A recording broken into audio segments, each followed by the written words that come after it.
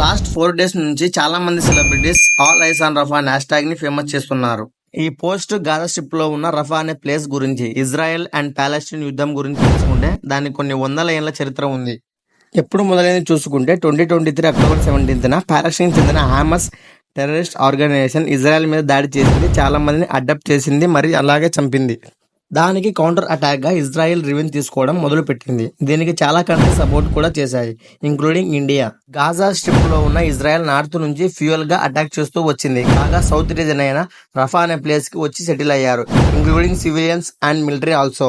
ఈ place Egypt తో border share చేసుకుంటుంది. ఇజ్రాయెల్ అటాక్ చేస్తే ఆర్మ్స్ అప్లై చేస్తే లాంటివి టాప్ అవుతాయని చేసింది. అందరూ అక్కడే క్యాంపెయిన్స్ లో ఉండడం వల్ల మిలిటరీ, సివిలియన్స్, టెర్రరిస్టులు ఇంక్లూడింగ్ చిల్డ్రన్ అండ్ ఉమెన్స్ కూడా చాలా మంది చనిపోయారు. సో దీనికి నిరసనగా సోషల్ మీడియాలో ఆల్ ఐస్ రఫా అనే ఏఐ జనరేటెడ్ ఇమేజెస్ ని సెలబ్రిటీస్ అండ్ నార్మల్ పీపుల్ అందరూ వాళ్ళ సపోర్ట్ ని తెలియజేస్తున్నారు.